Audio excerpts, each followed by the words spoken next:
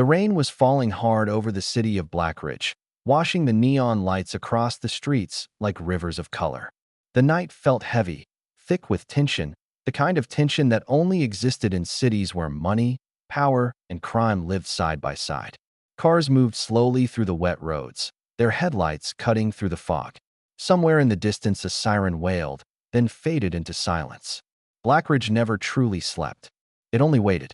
Ethan Cross stepped out of the train station and paused beneath the flickering lights above the entrance. 5 years had passed since he last stood here. 5 years since he walked away from this city and everything it represented. Back then he believed he could leave the past behind. But the past has a way of catching up to people, especially in places like Blackridge. 3 hours earlier, Ethan had been sitting in a cheap motel room 200 miles away when his phone vibrated on the table beside him. The message came from an unknown number. No greeting, no explanation, only a few words that immediately tightened every muscle in his body. They took your brother. Ethan stared at the message for a long time. He hadn't spoken to Daniel in nearly 5 years. Their lives had separated slowly over time. Ethan chose the military, years of special forces missions across deserts and war zones where the rules were simple: survive or die. Daniel chose journalism, chasing stories about corruption, crime, and powerful people who believed they were untouchable. Ethan always knew Daniel would eventually cross the wrong people.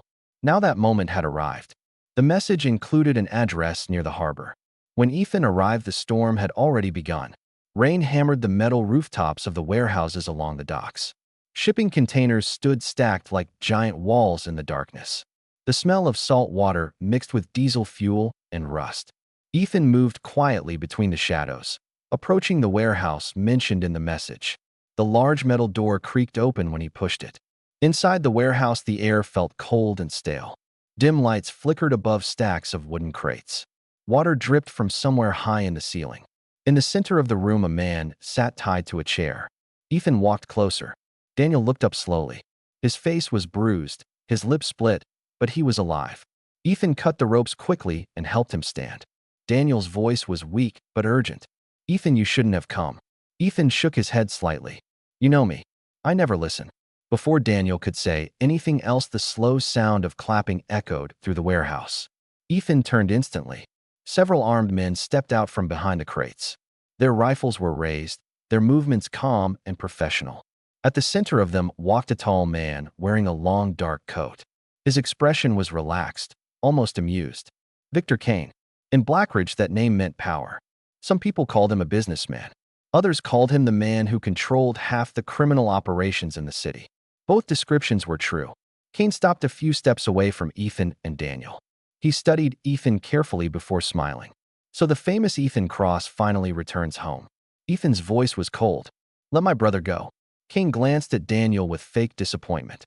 "Your brother has caused me a very serious problem." Daniel forced himself to stand straight. "I didn't steal anything. I found evidence of what you're doing." Kane chuckled quietly. Truth is such a fragile thing in this city. He reached into his coat and pulled out a small black drive. The metal surface reflected the weak warehouse lights. "Inside this drive is information about my entire operation. Bank accounts, weapons shipments, contacts in governments and corporations. Enough to destroy everything I've built." Ethan stared at it carefully. "Then why show it to me?" Kane smiled slowly. "Because someone wants it very badly. Tomorrow night a buyer arrives in this city. You will deliver this drive to them. If the exchange happens, your brother walks away alive." Ethan didn't move. "And if I refuse?" One of the armed men stepped forward and pressed the barrel of a gun against Daniel's head. Kane's voice stayed calm. "Then this conversation ends." The rain outside grew louder against the metal roof. Ethan's mind worked quickly. Fighting now would get Daniel killed. Slowly, Ethan reached out and picked up the drive. Kane smiled in satisfaction. "Excellent decision." Ethan helped Daniel walk toward the door, but Kane spoke again before they left. "Tomorrow night, many dangerous people will be watching you, Ethan." Outside, the rain felt colder. Ethan helped Daniel into the passenger seat of an old black car and started the engine. They drove through the wet harbor streets in silence. Finally, Daniel spoke. "You can't trust him." Ethan kept his eyes on the road. "I don't." Daniel looked at the drive in Ethan's hand. "That thing contains enough evidence to destroy his entire network." Ethan turned onto the highway leading toward downtown Blackridge. "Good." Daniel frowned. "What are you planning?" Ethan's voice was calm but firm. Ending this. Morning arrived beneath heavy gray clouds. Ethan sat in a small apartment cleaning a pistol while Daniel explored the files on the drive using a laptop. Every folder revealed something worse than the last. Illegal weapons deals, offshore bank accounts, secret payments to politicians, entire neighborhoods controlled by Kane's money. Daniel leaned back in disbelief. This isn't just crime. It's an empire. Ethan loaded the pistol and placed it on the table. Empires fall. Daniel looked at him carefully. You're not actually delivering the drive tonight, are you? Ethan shook his head slowly. No. Daniel leaned forward. Then what are we doing? Ethan slid the drive across the table. We destroy him. For the rest of the day, they studied Kane's network. Maps of the city covered the walls. Daniel identified safe houses, warehouses, and hidden meeting locations used by Kane's people. The deeper they searched, the more connections they discovered. Police officers secretly working for him. Private security companies paid to look the other way. Politicians receiving monthly transfers through hidden accounts. Kane's power reached everywhere. By late afternoon, one thing became clear. The buyer Kane mentioned was extremely powerful. Someone capable of threatening his entire empire. Which meant tonight's meeting would attract many dangerous players. Criminal groups, intelligence agencies, mercenaries, and opportunists. Everyone hunting the same drive. As night fell, Ethan packed weapons into a black bag. Daniel watched quietly. This is going to turn into chaos. Ethan zipped the bag closed. That's the plan. The meeting location was an abandoned financial tower in the center of the city. Years ago, it held powerful companies and wealthy investors. Now it stood empty with broken windows and dark hallways. Perfect for a deal no one wanted witnessed. Ethan entered through a side door and moved silently through the building. Dust covered the marble floor. Wind whistled through shattered glass high above. He climbed the stairwell slowly, checking every level until he reached the roof. The wind struck him immediately. From there, he could see the entire city glowing beneath storm clouds. For a moment, everything looked peaceful.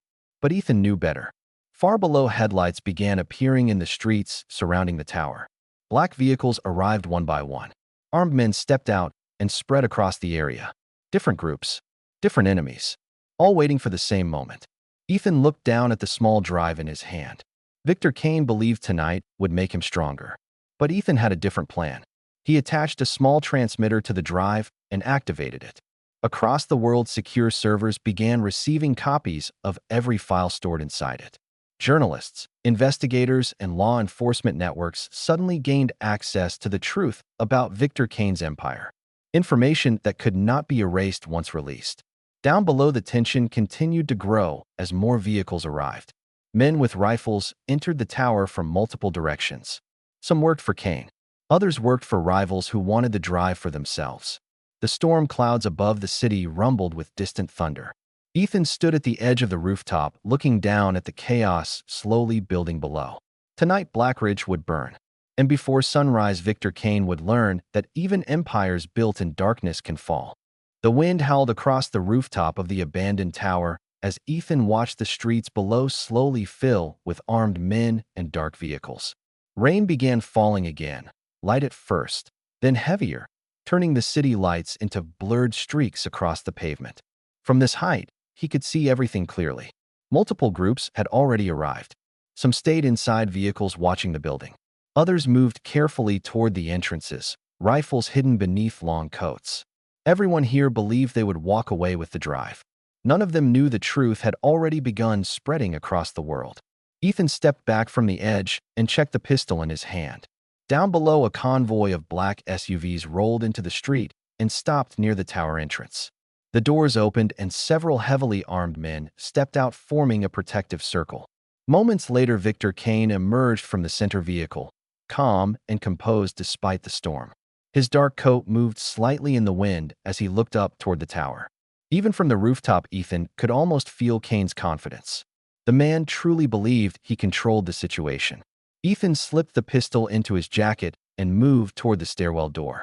The real storm was about to begin. Inside the tower, the atmosphere felt tense and quiet. Footsteps echoed somewhere below as different groups entered the building.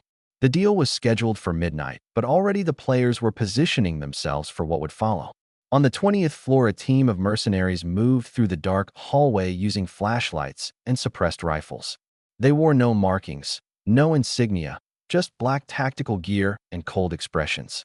Their leader spoke quietly into a communication device. Target should be on the roof. Secure all staircases. No mistakes tonight. Several floors below, another group entered through a broken service door. These men were not mercenaries. They were street soldiers working for a rival crime organization, hoping to steal the drive during the exchange. One of them looked nervous. "You sure Kane doesn't know we're here?" The leader smirked. "Kane thinks he owns this city. Tonight he learns he doesn't." Meanwhile, outside the tower, Daniel sat in a parked car, watching the entrance through binoculars. Ethan had insisted he stay back while the meeting happened. Daniel understood why. What was about to unfold would be violent and unpredictable. His laptop rested on the passenger seat beside him, still connected to the network distributing Kane's files across multiple servers. News organizations were already beginning to receive the data. Investigators were analyzing the information. Within hours, the truth about Kane's empire would become impossible to hide. But first, Ethan had to survive the night. Back inside the tower, Ethan descended the stairwell, slowly listening to the sounds of movement below. Voices, footsteps, the faint click of weapons being prepared. Every floor now held potential enemies. When he reached the 15th floor, he pushed the stairwell door open slightly and looked into the dark hallway. Two men stood near the elevators, speaking quietly. Both carried rifles. Kane's soldiers. Ethan moved silently behind them. Before either could react, he struck the first man hard against the neck, dropping him instantly. The second tried to raise his weapon, but Ethan grabbed the barrel and slammed it against the wall before knocking him unconscious with a quick punch. The bodies collapsed silently onto the carpet. Ethan took one of their radios and clipped it to his jacket before continuing down the stairs. The tower was turning into a maze filled with armed hunters. At midnight exactly, Victor Kane entered the building surrounded by his personal security team. Their footsteps echoed through the massive, empty lobby. Kane looked calm as always. He checked his watch and smiled slightly. Ethan Cross should be arriving soon. One of his men nodded. "Our people control most of the floors. No one gets near the meeting point." Kane stopped walking and looked toward the dark stairwell leading upward. "That's what concerns me. Ethan Cross never does what people expect." Above them on the 10th floor, a rival gang quietly planted explosives near a support column. Their plan was simple. Wait until the exchange begins, then trigger chaos and escape with the drive during the confusion. None of them realized they were only one of several groups planning the exact same betrayal. Back on the rooftop, the rain now poured heavily across the concrete surface. Ethan returned to the edge and watched the city again. Police sirens could already be heard in the distance. The files were spreading faster than expected. Soon law enforcement would begin moving toward Kane's locations across the city. The empire was already cracking, but Kane himself still believed he had the upper hand. Footsteps suddenly echoed behind Ethan. He turned quickly, raising his pistol. 3 mercenaries stepped onto the rooftop, aiming rifles directly at him. Their leader spoke calmly. "Drop the weapon." Ethan slowly lowered the pistol but did not release it. "You're not Kane's men." The mercenary shook his head. "No, but we were hired to retrieve something valuable tonight." Ethan studied them carefully. "Professionals. Disciplined. Dangerous." He smiled slightly. "Then you're late. The drive's already gone." The mercenary frowned. "Don't play games." Ethan lifted his empty hand, slowly showing them the transmitter attached to the drive. "Everything on that device is already online. Every secret Kane tried to hide is spreading across the world right now." For a brief moment, the mercenaries hesitated. That hesitation was enough. Ethan moved instantly. He fired twice, dropping the first man before diving behind a ventilation unit as bullets tore across the rooftop. The night exploded into gunfire and thunder. Down in the streets below, the sound of shooting echoed from the tower. Every group inside the building reacted instantly. Kane's men raised their weapons. Rival gangs prepared to attack. Mercenaries rushed toward the upper floors. The fragile balance collapsed within seconds. Inside his car, Daniel heard the gunfire and gripped the steering wheel tightly. It had begun. Back on the rooftop, Ethan rolled across the wet concrete and fired again, hitting one of the mercenaries in the shoulder. The man fell screaming while the last attacker retreated toward the stairwell, firing wildly. Ethan stood and moved quickly after him, disappearing into the dark stairwell as alarms began echoing throughout the building. Floors below, chaos erupted. Gunshots rang through the hallways as different groups suddenly encountered each other. No one trusted anyone anymore. Kane's soldiers fought rival gangs while mercenaries eliminated anyone who stood between them and the drive. The tower transformed into a battlefield within minutes. Victor Kane remained in the lobby, listening calmly to the sounds of gunfire above. One of his bodyguards looked nervous. "Sir, multiple groups are inside the building." Kane smiled slightly. "Good. That means they all walked into the trap." At that moment, the large glass doors of the lobby exploded inward as police tactical teams stormed the entrance, shouting commands. Red and blue lights flashed across the marble floor. Kane's expression changed for the first time that night. He realized the truth instantly. Ethan Cross hadn't come to make a deal. He came to destroy everything. And the night was only getting started. The sound of gunfire echoed through the empty floors of the tower like thunder trapped inside concrete walls. Smoke from gunpowder slowly filled the hallways as different groups of armed men fought for control of the building. On the stairwell between the 18th and 19th floors, Ethan moved quickly upward, reloading his pistol while listening carefully to the chaos below. The entire tower had turned into a battlefield. Rival gangs were fighting Kane's soldiers, while mercenaries hunted anyone they believed might have the drive. None of them understood the real situation. The data had already been released. The empire they were risking their lives for was already collapsing. Behind Ethan, footsteps pounded up the stairwell. He turned just as two armed men burst through the door below him. They raised their rifles, but Ethan fired first. The narrow stairwell amplified the gunshots into deafening explosions. One man fell instantly, while the other stumbled backward, clutching his shoulder. Ethan didn't wait. He continued climbing toward the rooftop, where the storm raged above the city. Down in the lobby, Victor Kane stood surrounded by police officers and flashing red lights. His bodyguards had already dropped their weapons. The tactical team had entered too quickly for them to react. Kane raised his hands slowly, but his expression remained calm. He understood what had happened. Ethan Cross had never intended to deliver the drive. He had used the meeting to expose everything. One officer stepped forward. "Victor Kane, you are under arrest for conspiracy, trafficking illegal weapons, organized crime operations, and multiple counts of corruption." Kane smiled faintly. "You think arresting me changes anything?" Another officer pushed him toward the exit where police vehicles waited outside. Across the city, investigators were already raiding warehouses and safe houses connected to Kane's network. News stations began receiving encrypted files containing detailed evidence of his operations. The story was spreading faster than anyone could stop. But inside the tower, the battle still continued. On the rooftop, Ethan stepped out into the storm again. Rain poured heavily now, soaking the concrete and making the surface slippery. Lightning flashed across the sky, illuminating the skyline of Blackridge for a brief second before darkness returned. The mercenary he had wounded earlier struggled to stand near the edge of the roof. His rifle lay a few feet away.